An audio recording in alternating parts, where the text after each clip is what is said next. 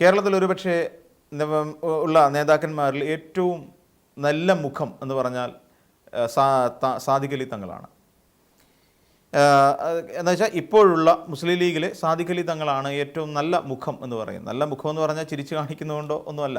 ഒരുപക്ഷെ ഇതുവരെയായി പേരുദോഷങ്ങളൊന്നും കേൾപ്പിക്കാതെ, ഒരു അഴിമതി ആരോപണങ്ങളും ഇല്ലാതെ, അതുമല്ലെങ്കിൽ വേറെ ഏതെങ്കിലും തരത്തിലുള്ള പ്രതിസന്ധികൾ ഉണ്ടാക്കാതെ, രാഷ്ട്രീയത്തിൽ അനാവശ്യമായ ഇടപെടലുകൾ നടത്താതെ, സമുദായത്തിനെ വഞ്ചിക്കാതെ മുന്നോട്ട് പോയിക്കൊണ്ടിരിക്കുന്ന ഒരു നേതാവ് ആയിട്ട് എടുത്തുയർത്തി കാണിക്കാൻ കഴിയുന്ന ഒരാൾ പാണക്കാട് സാദിഖ് അലി ശിഹാബ് തങ്ങളാണ് എന്നുള്ള കാര്യത്തിൽ ഒരുമാതിരിപ്പെട്ട UDFകാർക്കോ CPMലുള്ള ഒരുപറ്റം ആളുകൾക്കോ യാതൊരു തരത്തിലും സംശയമില്ല.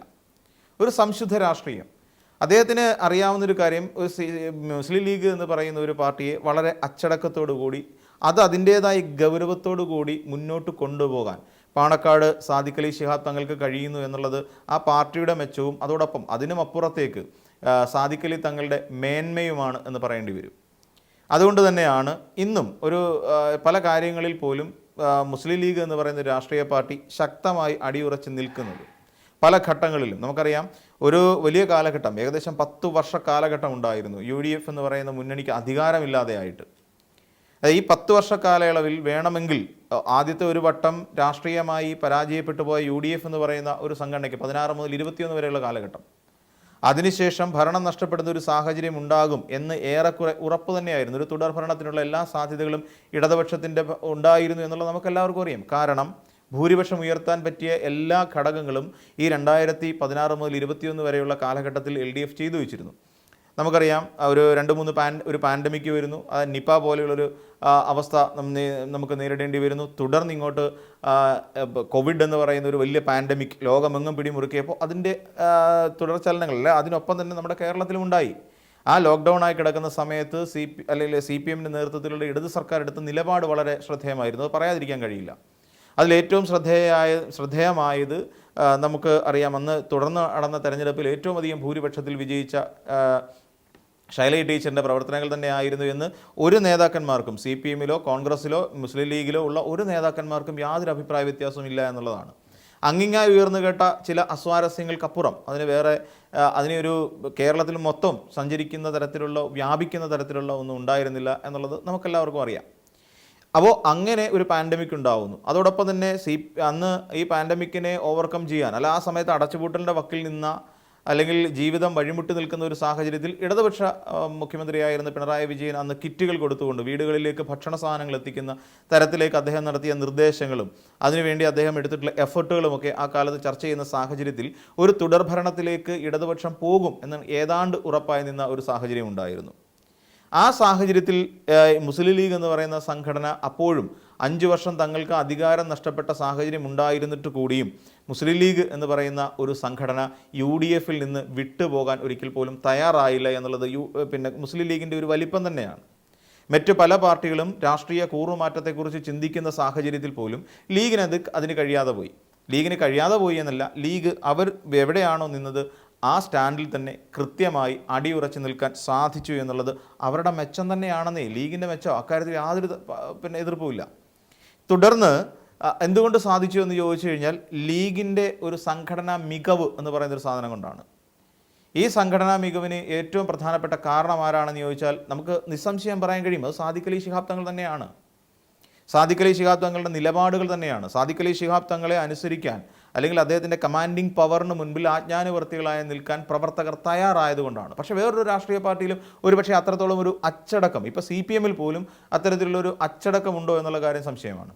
എന്നിട്ട് കൂടി എന്തുകൊണ്ടാണ് സാദിഖ് അലി ശിഹാബ് തങ്ങൾ എന്ന് പറയുന്ന ഒരാളുടെ കമാൻഡിങ് പവർ തന്നെയാണ്. തുടർന്ന് 2021 നടന്ന തെരഞ്ഞെടുപ്പിൽ വീണ്ടും UDFന് പരാജയപ്പെടേണ്ടി വരുന്ന ഒരു സാഹചര്യം ഉണ്ടായി. അപ്പോൾ തന്നെ UDF മുൻപെങ്ങുമില്ലാത്ത, അല്ലെങ്കിൽ കോൺഗ്രസ് പാർട്ടി മുൻപെങ്ങുമില്ലാത്ത വിവാദങ്ങളിലേക്ക് അകപ്പെടുകയും ചെയ്തു. അകപ്പെടുക എന്ന് വെച്ച് കഴിഞ്ഞാൽ ഒരു തലമാറ്റം ഉണ്ടാകുന്നു, അവിടെ ഒരു തലമുറ മാറ്റം ഉണ്ടായി. അങ്ങനെ സതീശൻ പ്രതിപക്ഷ നേതൃസ്ഥാനത്തേക്ക് വരുന്നു, കെ സുധാകരൻ KPC അധ്യക്ഷ സ്ഥാനത്തേക്ക് വരുന്നു. അപ്പം ഇവരെല്ലാം കൂടി വന്നു കഴിഞ്ഞപ്പോഴേക്കും അവിടെ ചെറിയ തർക്കങ്ങൾ ഉണ്ടാവുകയും ലോക്സഭാ തെരഞ്ഞെടുപ്പിൻ്റെ ആ കാലഘട്ടം എത്തിയപ്പോൾ സീറ്റ് വിഭജനവുമായി ബന്ധപ്പെട്ടുകൊണ്ട് ഉള്ളിൽ നിന്നും ചില അപസ്വരങ്ങൾ ഉയരുകയും ചെയ്തു. ലീഗിന് ഇത്ര സീറ്റ് വേണം എന്ന് പറയുന്ന ഒരു ആവശ്യം ലീഗ് മുന്നോട്ട് വയ്ക്കുകയും ചെയ്തു. അപ്പം ആ സാഹചര്യത്തിൽ പോലും ലീഗിൻ്റെ അത്തരം ആവശ്യങ്ങളെ UDF നേതൃത്വം പതുക്കെ തള്ളിക്കളഞ്ഞു.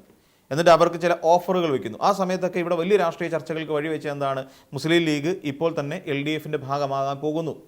അതിനിടയിലാണ് ഇവിടെ ഈ പൗരത്വ ബില്ലുമായി ബന്ധപ്പെട്ടുകൊണ്ട് വലിയൊരു പരിപാടി, ഒരു റാലി സംഘടിപ്പിക്കാൻ ഇടതുപക്ഷം തീരുമാനിക്കുന്നു.